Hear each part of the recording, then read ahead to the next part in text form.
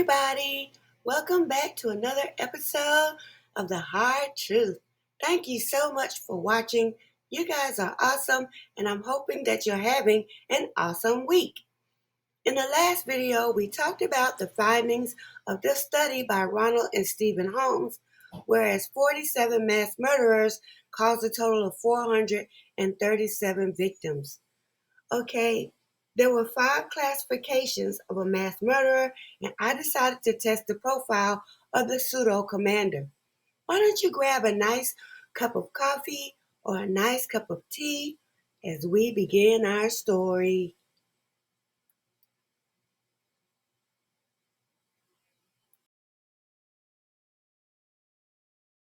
Someone pacing outside the DRP's bedroom with a Interrupt. 2039. And 468, if I get some identified people there. Subject in the bedroom is a George Clooney, and then a Brent, unknown last 35-year-old male. And then which one? What's the other? First, the Brent is outside the bedroom. Possibly.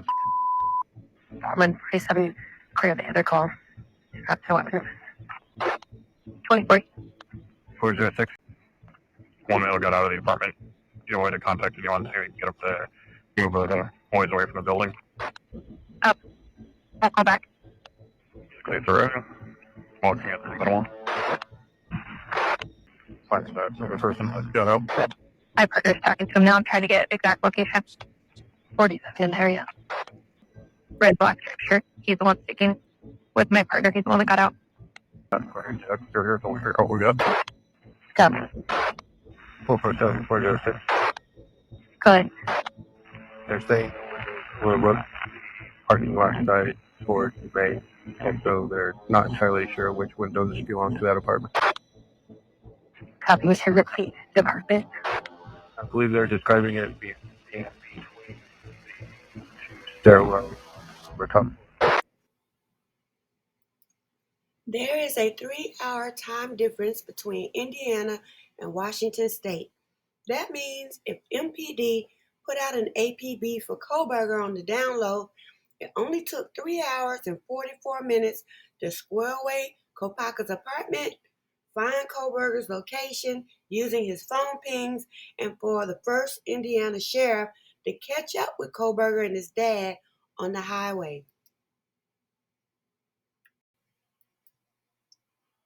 If the two events are related, what happened in the first 2 hours after Kopacka was unalived that drove MPD to physically track Kohberger?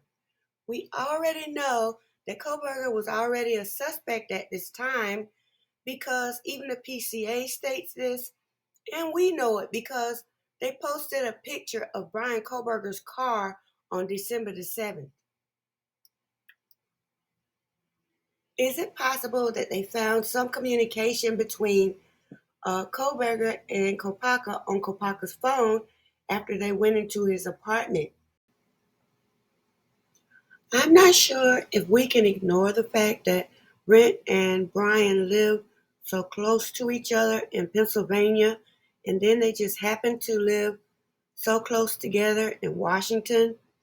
I just think that the coincidences are stacking up, and for the sake of this theory, it fits that they knew each other, and someone even suggested that maybe Brian helped Kopacka to plan the perfect crime, and maybe he didn't think that he would actually do it, and he did.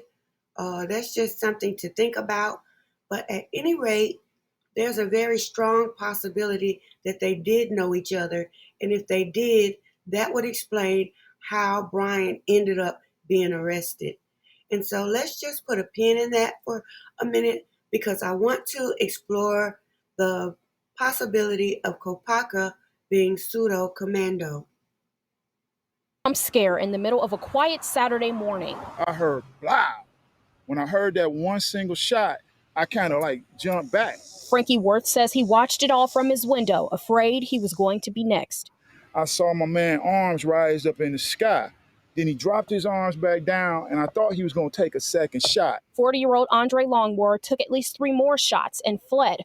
Hampton police say 3 men and a woman are now dead, and law enforcement has been looking for him since shortly before 11 in the morning, leaving this Dogwood Lakes neighborhood shocked and terrified. The only thing that had me shook was just how cool and collected he was about the whole thing. Andre Longmore was shot and killed by police the next day after he committed a quadruple homicide. He shot at least one policeman in a shootout, and therefore he forced the police to unalive him, much like Kopacka. In order to complete the pseudo-commando profile, I looked to see if he had any military background, and guess what? He was indeed a veteran, okay?